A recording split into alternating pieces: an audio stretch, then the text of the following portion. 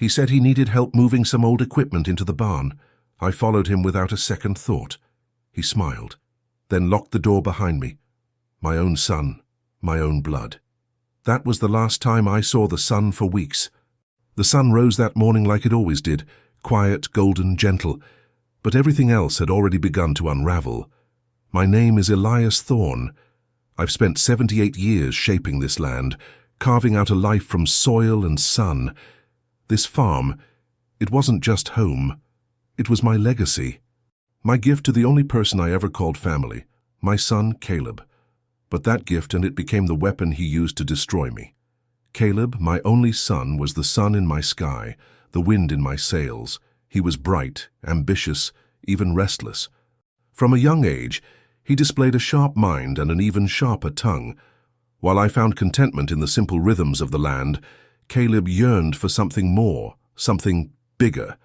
He devoured books, spoke of distant cities, and dreamt of a life beyond our humble farm. I understood his ambition, even admired it in a way, but a quiet concern gnawed at me. His ambition, it seemed, lacked a certain foundation. I recall the day he announced his plans to leave for the city. A mixture of pride and apprehension swelled within me. He spoke of making his fortune, of building a life far grander than anything I could have ever imagined for him. He promised to return, to take care of me in my old age. His words, though brimming with youthful enthusiasm, lacked the grounding of practical experience. I saw the gleam in his eyes, but I also saw a shadow lurking just beneath the surface, a shadow of something I couldn't quite name, something that hinted at a hunger for more than just success. That nagging feeling, that premonition of things to come, it stayed with me, a constant companion even now, as I sit here, a prisoner in my own home, betrayed by the very son I loved so dearly. The seeds of our discord, I realize now, were sown long ago in the fertile soil of my own misplaced trust. My life's work, my legacy, all now poisoned by a bitter fruit of betrayal. The city, that beacon of opportunity, became the crucible where Caleb's ambition was forged into a weapon against me. The city, it changed Caleb. Not instantly, of course, but gradually, subtly.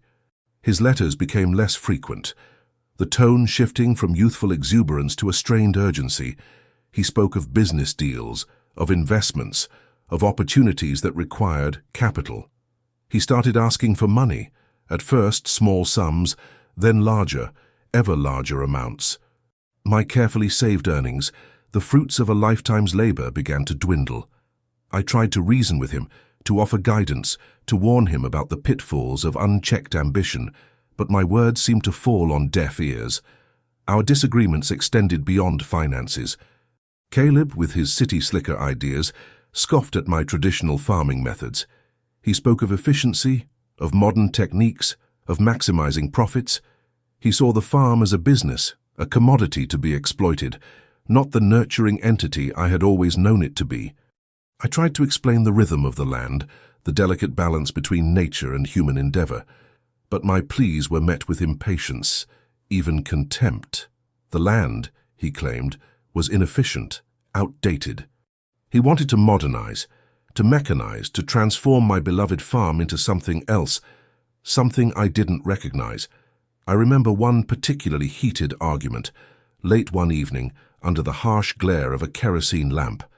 He accused me of clinging to the past, of hindering his progress. He spoke of his debts, his mounting obligations, his desperate need for more money. His voice, usually so full of life, was edged with a chilling desperation. It was then that I saw the true extent of his folly, the depth of his entanglement. The seeds of discord, planted long ago, had sprouted into a bitter harvest, threatening to engulf us both. My attempts to guide him, to steer him away from the precipice, seemed only to fuel his resentment and solidify his determination to forge his own path, regardless of the cost. The cost, as I now know, was far greater than I could have ever imagined. It wasn't a sudden, dramatic shift, not a single cataclysmic event. The change in Caleb was insidious, a slow creep of darkness that gradually eclipsed the light. It began with small things, subtle alterations in his demeanor, fleeting glimpses of a temper I had never before witnessed. One incident, however, stands out, a stark warning sign I foolishly ignored. It was a blustery autumn day. The wind howled like a banshee, whipping the leaves into a frenzied dance. I was mending a fence, my hands rough and calloused from years of honest toil. Caleb arrived, his face grim, his eyes burning with an unfamiliar intensity. He'd been drinking, I could tell, the scent of cheap liquor clinging to his clothes. He needed money, he said, a large sum, and he needed it immediately. I explained, patiently as I could, that I didn't have the amount he requested, not without selling some of the livestock, something I was unwilling to do. His response was immediate and brutal. A torrent of angry words, accusations of selfishness, of holding him back, of hindering his success. He slammed his fist against the weathered oak post, sending splinters flying. The fury in his eyes was terrifying, a primal rage that chilled me to the bone.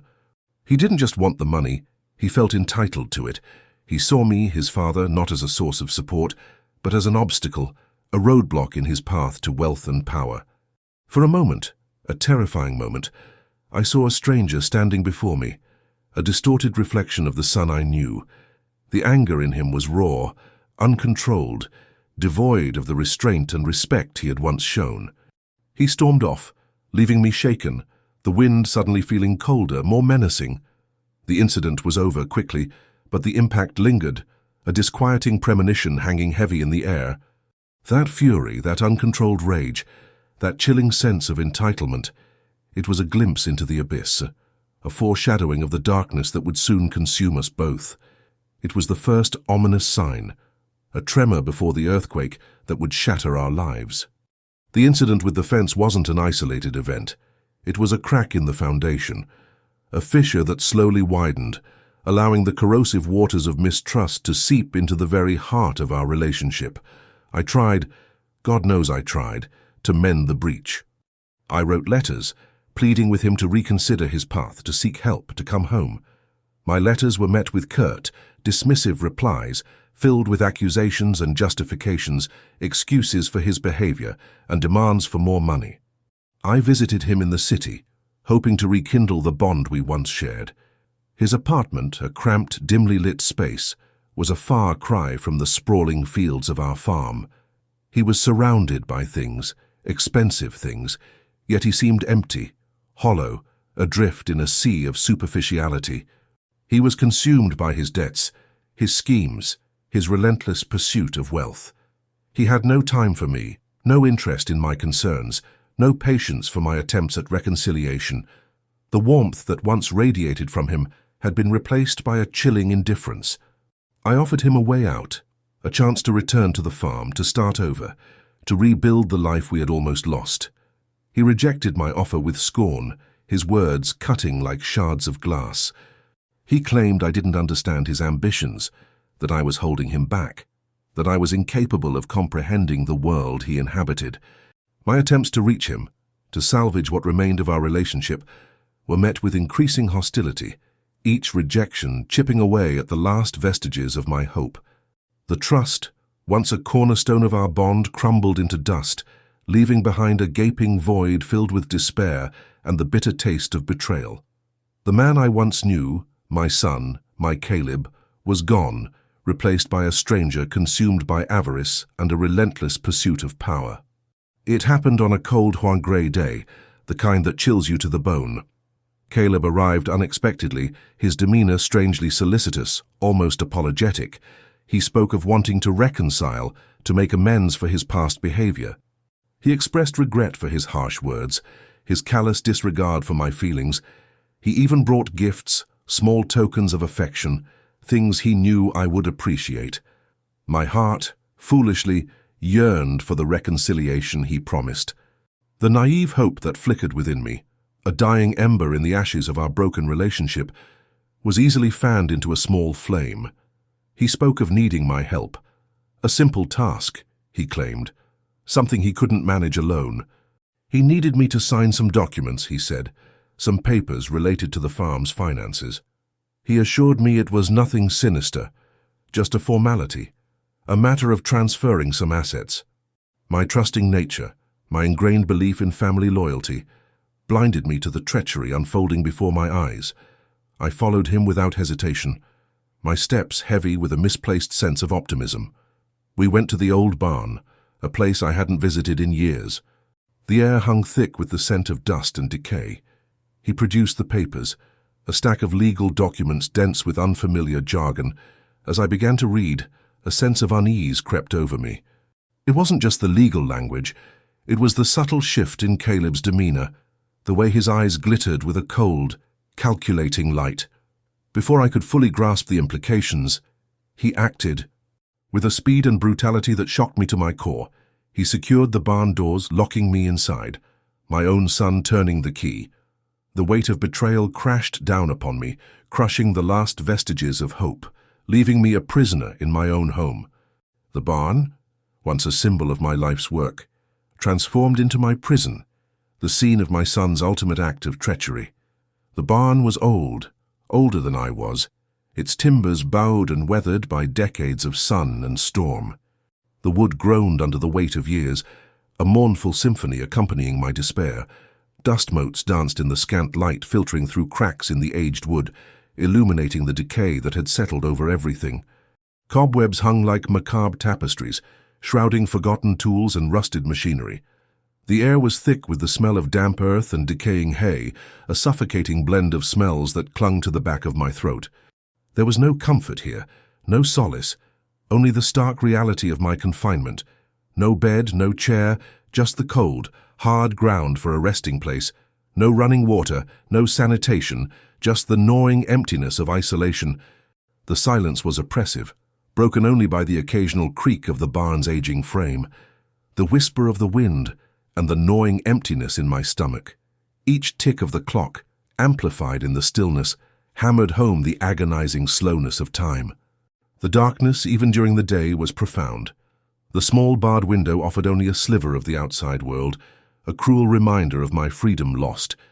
I could see the fields, my fields, stretching out before me, a landscape I had tended for most of my life, now viewed from the confines of my prison. The irony was not lost on me. My life's work, my source of pride, had become my cage. The barn, once a symbol of industry and abundance, had transformed into a tomb, a bleak testament to my son's betrayal and my own profound isolation. The weight of the silence, the chilling dampness, the oppressive darkness, it was a sensory assault, a constant reminder of my helplessness and despair. Fear was the first emotion, a cold, clammy hand clutching at my heart. Confusion followed, a swirling vortex of disbelief and betrayal. How could my own son, the boy I had raised, the man I had loved, do this to me? The weight of his treachery pressed down on me, crushing the breath from my lungs, suffocating me with its sheer enormity. It was a betrayal so profound, so utterly devastating, that it threatened to shatter my very being. Then came the hunger, a gnawing emptiness that echoed the hollowness in my soul. My throat was parched, my lips cracked and bleeding. The thirst was relentless, a constant burning reminder of my physical vulnerability. My body ached, my bones weary from the cold, hard ground. Sleep offered little respite, haunted by nightmares of Caleb's face, contorted with rage and malice. Each passing hour brought a deepening sense of despair, a chilling realization that my situation was unlikely to improve. Hope, once a flickering flame, was now reduced to a dying ember, threatened by the encroaching darkness. The days blurred into one another, each indistinguishable from the last. Time became a meaningless concept, a relentless march towards an uncertain future. I was alone, utterly alone, with only my thoughts and my despair for company. The silence of the barn was punctuated only by the frantic beating of my own heart, a drumbeat of fear and hopelessness. My mind raced, searching for answers, for a way out, but found only the cold, hard reality of my predicament. The crushing weight of betrayal, the gnawing pangs of hunger, the relentless thirst, they were all constant reminders of my son's cruelty and my own profound isolation. The weight of it all threatened to consume me, to drag me under into the abyss of despair. Days bled into nights, marked only by the shifting shadows and the gnawing emptiness in my belly. Hope, a fragile butterfly, had almost ceased to flutter within me. Then, during one of my listless explorations of my prison, a glint of light caught my eye. It wasn't the weak sunlight filtering through the cracks in the aged wood. It was something different, something brighter. I approached cautiously, my heart pounding a hesitant rhythm against my ribs. There, nestled near the floor in the furthest corner of the barn, was a small crack in the wall, almost imperceptible at first glance. It was barely wider than my finger, a hairline fracture in the aged timbers, but it offered a glimmer of something I hadn't felt in days. Hope. A surge of adrenaline coursed through my weakened body, invigorating me with a newfound energy. I knelt, my trembling fingers tracing the rough edges of the crack. It was small, yes, but it was there, a tangible possibility in the suffocating despair. The thought of escape, of breaking free from this suffocating prison, ignited a spark within me, a tiny flame of defiance against the crushing weight of my circumstances. It was a slender thread of hope, thin as a spider's silk, yet strong enough to hold on to. I began to examine the crack more closely, searching for any signs of weakness, any indication that I could enlarge it enough to squeeze through. The potential for freedom, however improbable, was a powerful elixir, a potent antidote to the poison of despair. This tiny crack in the wall, this seemingly insignificant fissure, was a lifeline, a beacon in the encroaching darkness. It was a promise of a future beyond this suffocating prison. One evening, the sounds of approaching footsteps shattered the oppressive silence. My heart pounded against my ribs, a frantic drumbeat of anticipation and dread. The barn door creaked open, admitting two figures into the dim light. It was Caleb, his face grim and set, and a man I didn't recognize, dressed in a sharp suit, his features etched with an air of shrewd calculation. They spoke in hushed tones, their voices muffled but distinct enough for me to make out fragments of their conversation. At first, their words were meaningless jargon, a confusing jumble of legal terms and financial figures. But then, a chilling realization dawned upon me. They were discussing the farm, my farm. The man in the suit was a lawyer, and they were finalizing the transfer of ownership. The papers Caleb had made me sign weren't a simple formality. They were a carefully crafted scheme to steal my land, to seize my life's work. My son, the man I had trusted implicitly, had conspired to disinherit me, to leave me penniless and destitute. The weight of this revelation hit me with the force of a physical blow. It wasn't simply about the imprisonment. It was about the systematic dismantling of my life, the calculated destruction of everything I held dear. Their callous discussion of my land, their cold indifference to my plight, revealed the true depth of Caleb's depravity. It wasn't a moment of anger, a fit of rage. It was a calculated, premeditated act of betrayal, driven by greed and ambition. The conversation painted a chilling picture of my son's insatiable avarice, a stark contrast to the feigned remorse he had displayed earlier. The cold, hard truth was far more devastating than the physical hardships of my imprisonment. It was the ultimate betrayal, a profound violation of trust that cut deeper than any physical wound. The realization confirmed the utter destruction of my family and the systematic dismantling of my life. The lawyer's smooth voice, devoid of any empathy, laid bare the chilling details of Caleb's scheme. It wasn't just about the farm, it was a complex web of deceit, a sophisticated financial fraud that extended far beyond our family's land. Caleb had been systematically siphoning money from the farm's accounts for years, forging documents and manipulating records. He'd taken out loans in my name, loans I never knew existed, burdening the farm with crippling debt. He'd used the farm as collateral, securing his own lavish lifestyle in the city while leaving me vulnerable. The lawyer explained how Caleb had forged my signature on numerous contracts, transferring ownership of portions of the land to shell corporations he controlled. He'd even manipulated market prices, underselling our produce to drive the farm into bankruptcy. It was a meticulously planned operation, a calculated assault on my financial security, a betrayal of a magnitude I could scarcely comprehend. The sheer audacity of his actions left me breathless, a chilling testament to his ruthlessness and ambition. But the most disturbing revelation was the scale of his operation. The lawyer mentioned other farmers, other families, all victims of Caleb's elaborate scheme. My son, the man I had nurtured and raised, was not just a thief. He was a predator, preying on the vulnerable, exploiting their trust for his own selfish gain. The magnitude of his crimes extended far beyond our family, painting a portrait of a man consumed by avarice, a man capable of immense cruelty and deception. The weight of this revelation was immense, a crushing burden of guilt and shame. My son's actions were not merely a family tragedy, they represented a profound moral failing. The initial shock gave way to a burning rage, a white-hot fury that consumed me. The betrayal was not just a personal affront, it was a violation of the deepest bonds of family, a desecration of everything I held sacred. The image of Caleb, his face contorted in a mask of greed and ambition, seared itself onto my mind. The man I had loved, the son I had raised, had become a monster. My heart ached, not just from hunger and confinement, but from the profound wound inflicted by his treachery. Years of hard work, of dedication and sacrifice, reduced to ashes by his avarice. The farm, my legacy, my life's blood, stolen by my own flesh and blood. The injustice was staggering, the magnitude of his crime almost incomprehensible. But amidst the anger, a chilling realization dawned. Caleb's actions weren't impulsive. They were calculated, premeditated acts of malice. This wasn't a simple case of a son squandering his inheritance.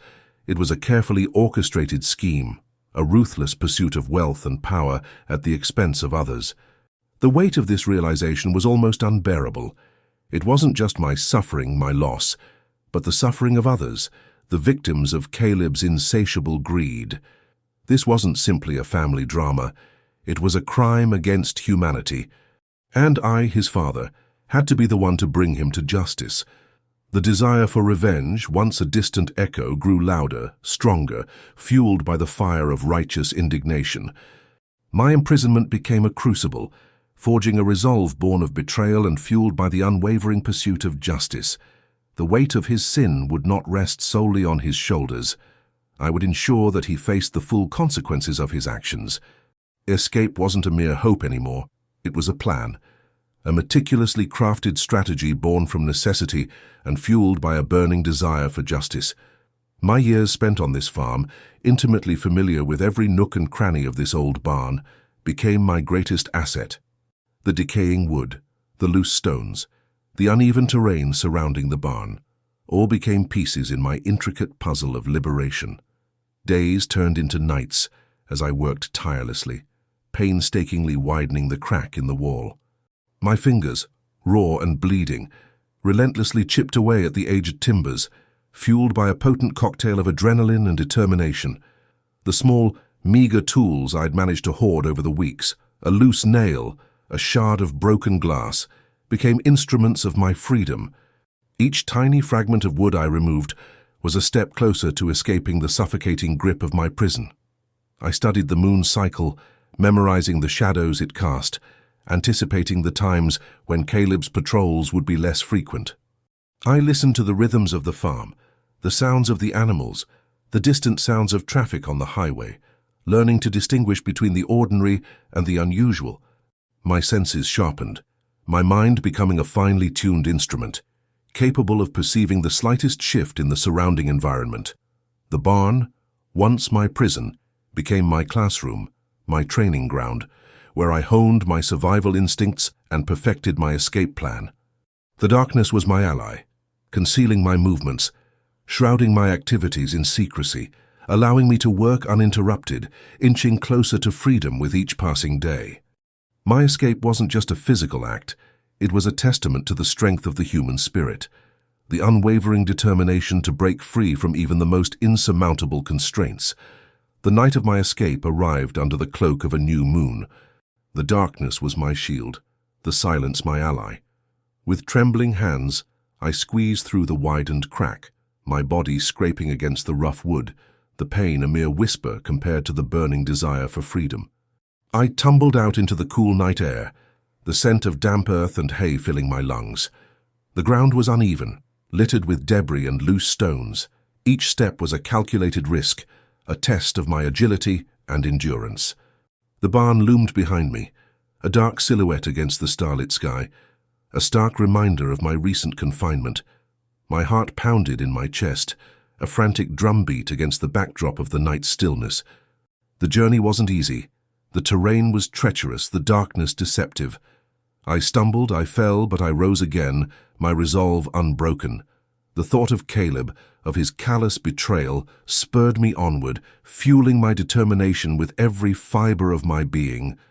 The night seemed to stretch on forever, each moment a battle against fatigue, against doubt, against the very elements themselves.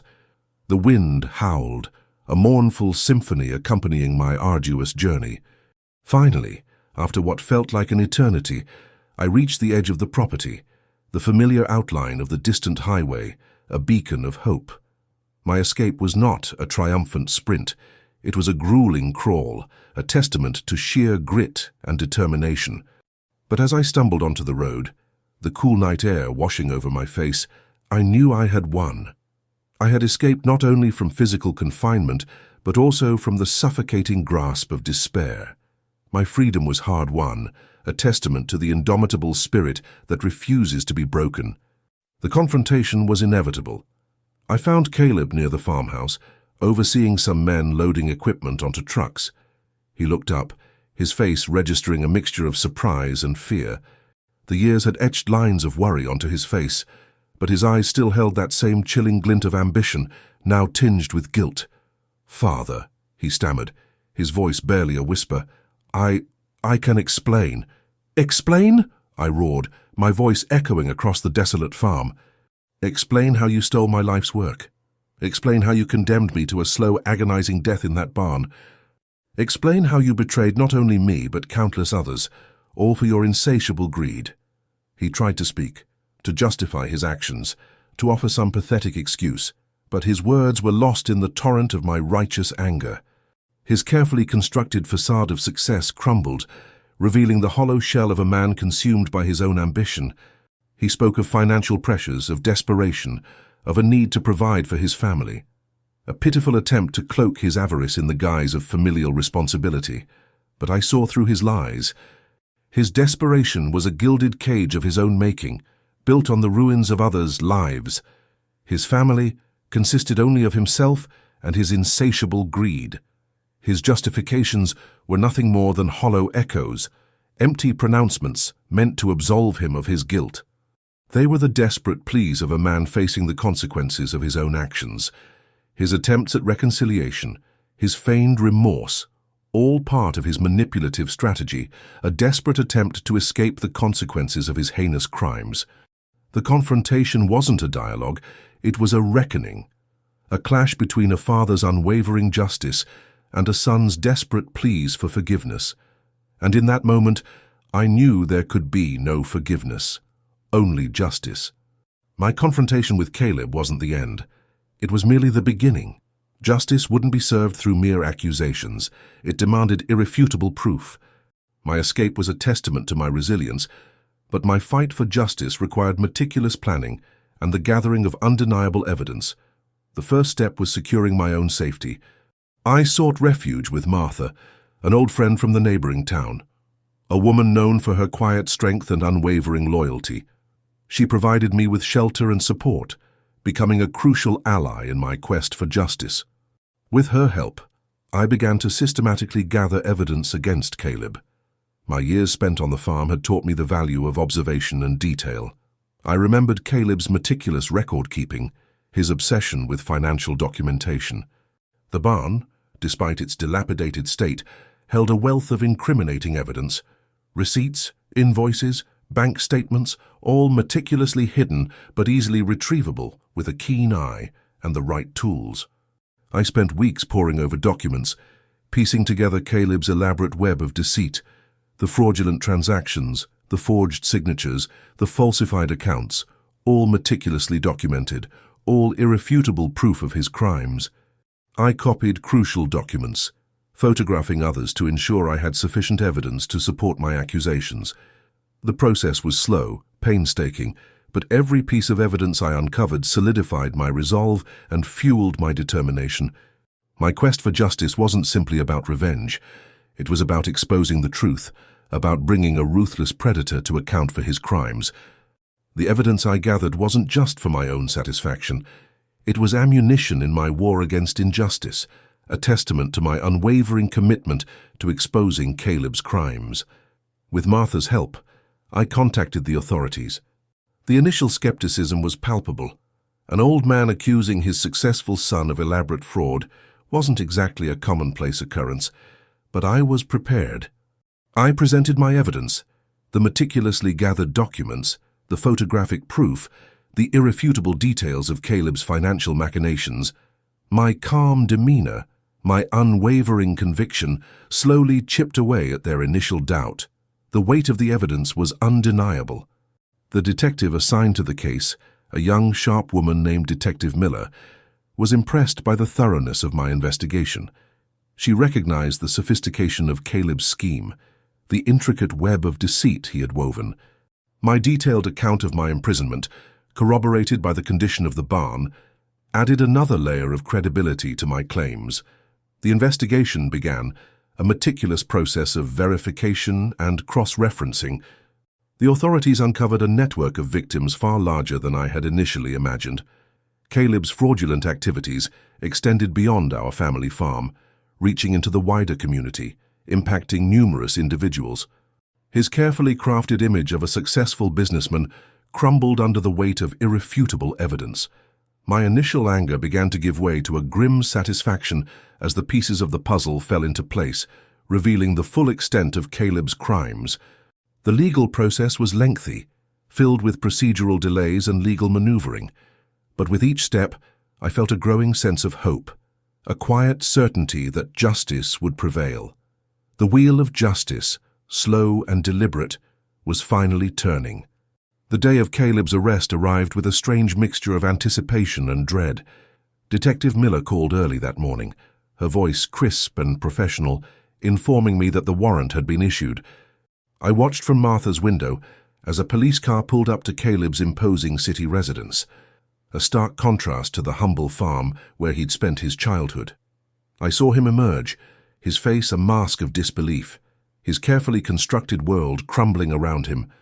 The sight of him in handcuffs, his once confident posture replaced by a cowering subservience, wasn't the triumphant moment I'd envisioned.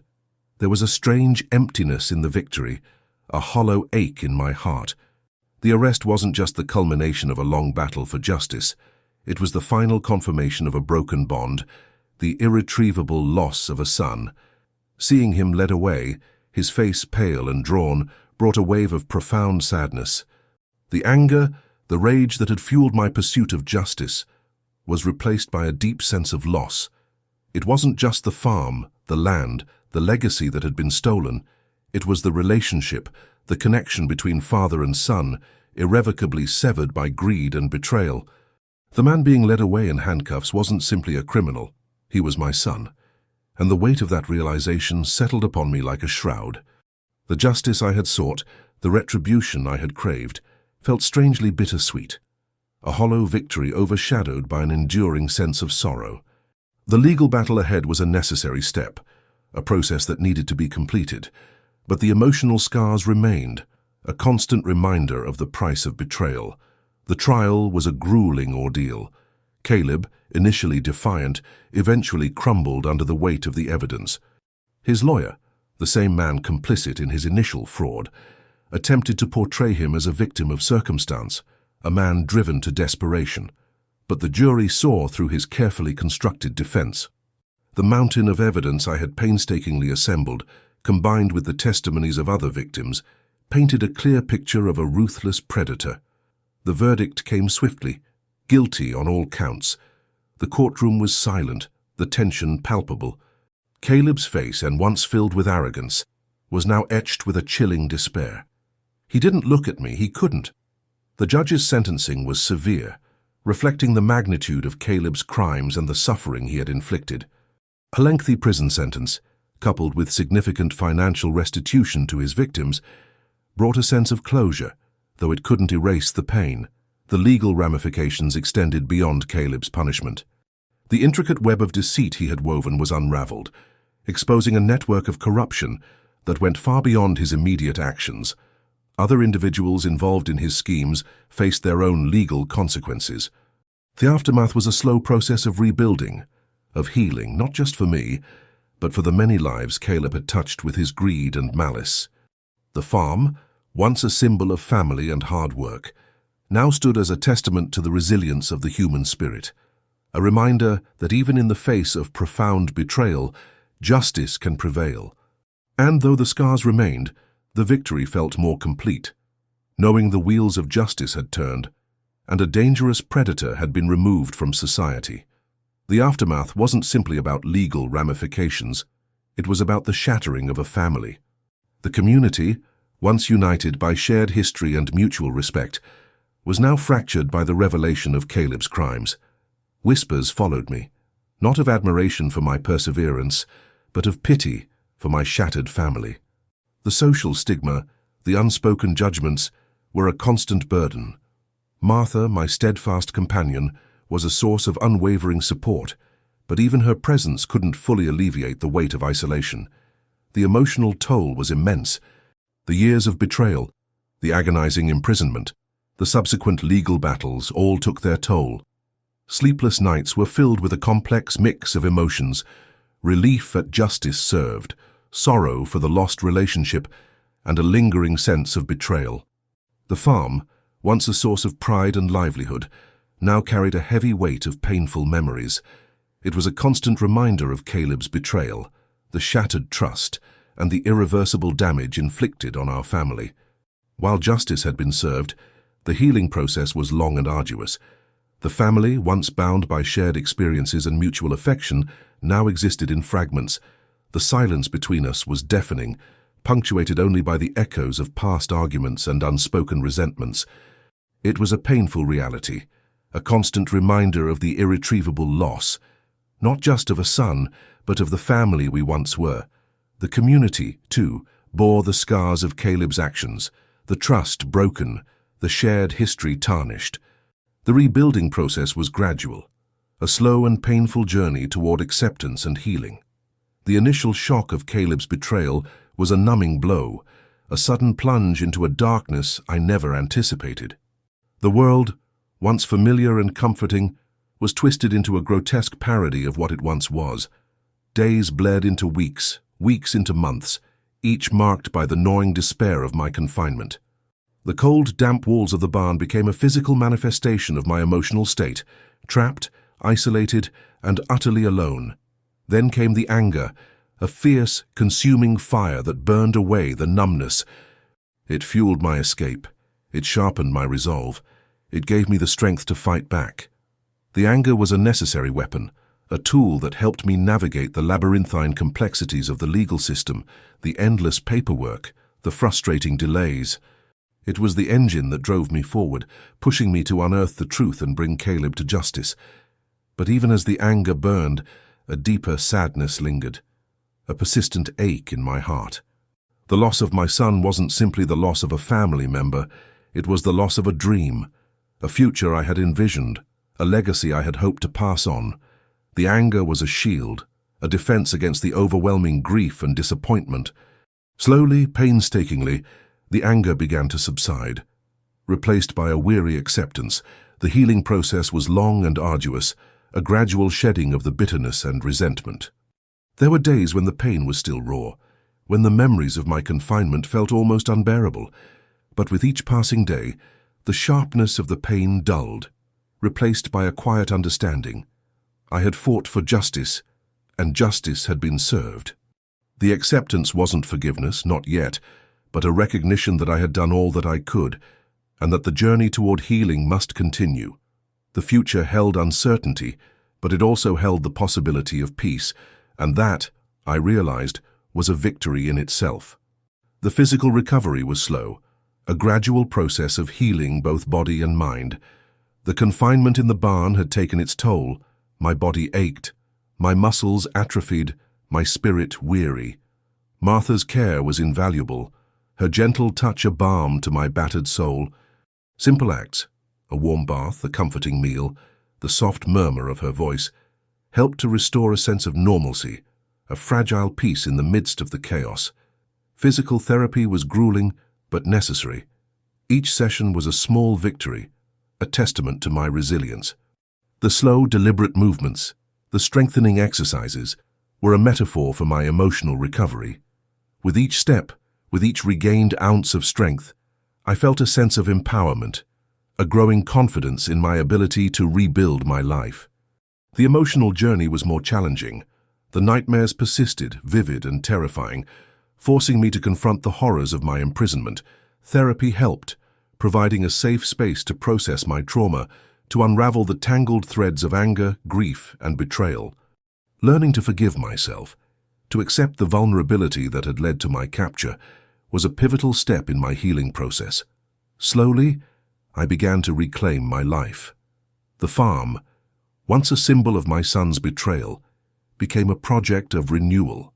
The work was therapeutic, each task a small act of defiance against the darkness. The scent of freshly turned earth, the feel of the sun on my skin, the sight of new growth, these were reminders of life's resilience, its ability to flourish even in the face of adversity. The rebuilding of my life was a testament to the enduring strength of the human spirit, a slow but steady journey toward a future filled with hope and peace. My life wasn't what I had envisioned, but it was mine, reclaimed from the shadows of betrayal. Looking back, the most profound lesson wasn't about the intricacies of financial fraud or the mechanics of escape. It was about the insidious nature of betrayal, the chilling realization that the deepest wounds often come from those closest to us. Trust, I learned, is a fragile thing, easily broken, and nearly impossible to fully restore. It requires unwavering commitment and a willingness to be vulnerable, qualities I had perhaps taken for granted in my relationship with Caleb. The ordeal forced me to confront my own shortcomings, my own blind spots. I had been so focused on providing for my son, so eager to please, that I failed to see the warning signs, the subtle shifts in his character. My desire for a strong family bond blinded me to the insidious growth of his greed and ambition. The experience taught me the importance of setting boundaries, of recognizing and addressing unhealthy dynamics, of prioritizing self-preservation alongside the well-being of others. The lessons about family were equally profound. Family isn't simply a blood connection. It's a commitment, a shared history, a network of mutual support. Caleb's actions irrevocably shattered that bond, leaving an emptiness that may never be fully filled. But the experience also showed me the power of true connection, the unwavering support of friends and community. Martha, my steadfast companion, became a family of her own, a testament to the enduring strength of chosen bonds. Forgiveness, I realized, is a complex and personal journey. It isn't about condoning Caleb's actions, but about releasing the anger and resentment that consumed me. It's about freeing myself from the burden of hatred, allowing myself to move forward without being tethered to the past. It's a journey that continues, one day at a time. The scars may remain, but they serve as a reminder of my strength, my resilience, and the invaluable lessons learned. Peace wasn't a sudden arrival, a dramatic shift from darkness to light. It was a gradual process, a slow accumulation of small victories, quiet moments of reflection, and a growing acceptance of the reality of my situation.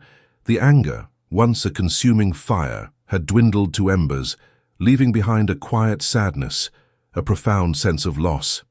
But within that sadness, I found a space for something new, a quiet strength, a resilience I didn't know I possessed. The farm, once a source of contention and bitterness, became a sanctuary. The work was restorative, a connection to the earth, a grounding force in the midst of the emotional turmoil.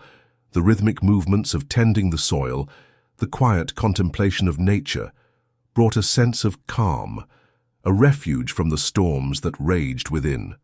Martha's presence was a constant source of comfort and strength. Her unwavering love and support were the bedrock upon which I rebuilt my life. We found solace in shared silences, in quiet companionship, in the simple joy of being together. She helped me find a new rhythm, a new purpose, a new way of living. Our bond, forged in the crucible of adversity, became stronger than ever before.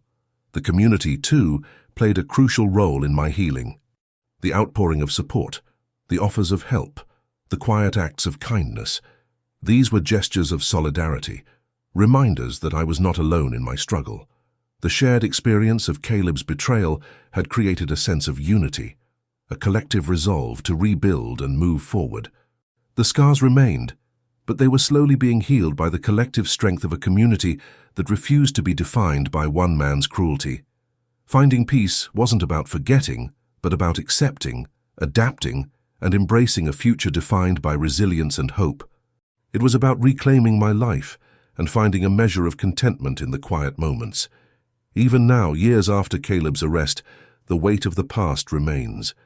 It's not a constant, crushing burden, but a subtle undercurrent, a persistent hum beneath the surface of my daily life. Certain sounds, certain smells, certain sights.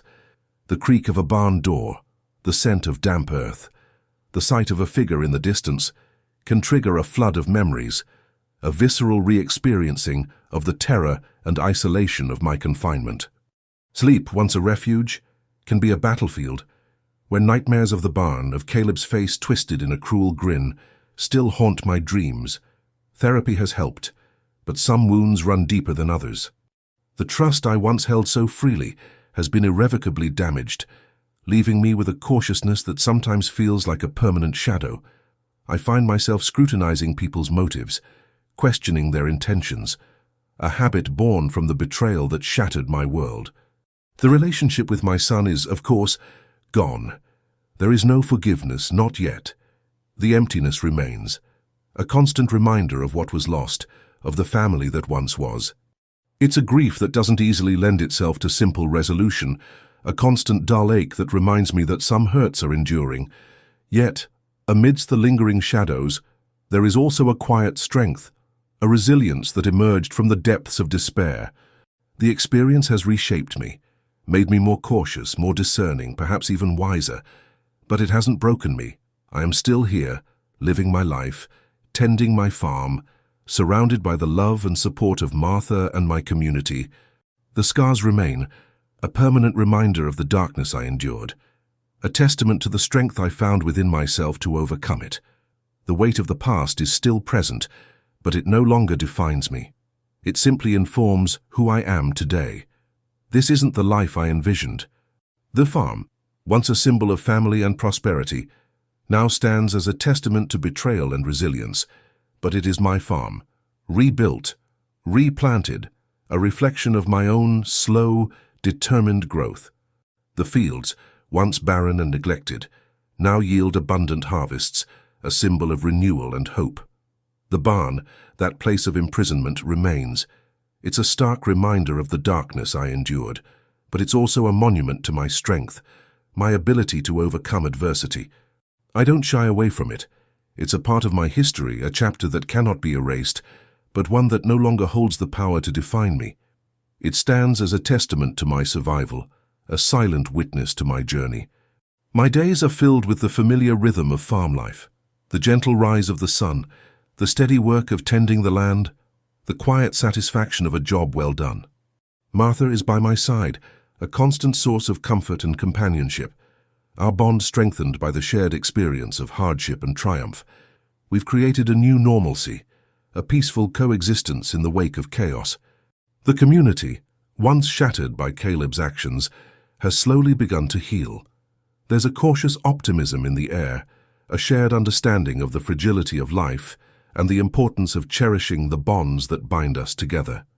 We've learned valuable lessons about trust, about the importance of community, about the enduring power of the human spirit.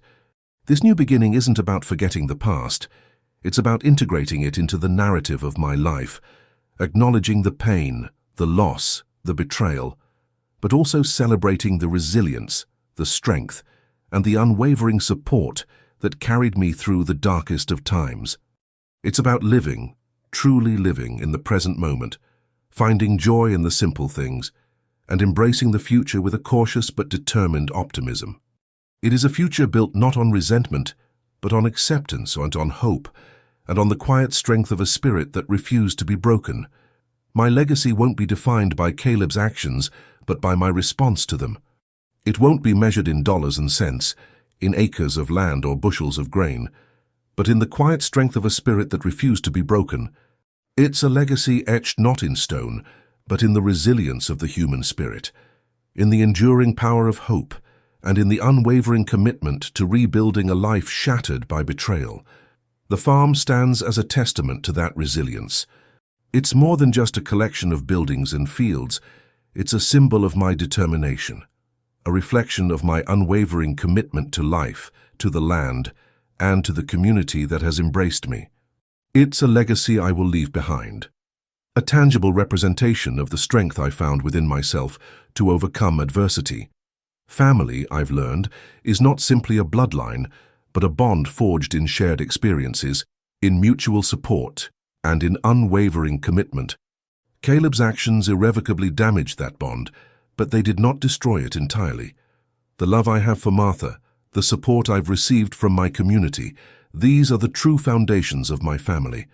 These are the bonds that have sustained me, that have helped me rebuild, and that will continue to nourish my spirit. My story is a testament to the human capacity for resilience, for forgiveness, and for the enduring power of hope. It's a reminder that even in the darkest of times, even when faced with unimaginable betrayal, the human spirit can find a way to heal, to rebuild, and to emerge stronger than before. It's a story of survival, of perseverance, and ultimately, of triumph over adversity. And in that lies the true legacy I wish to leave behind. A legacy not of bitterness and revenge, but of hope, resilience, and the quiet strength of a spirit that refused to be broken.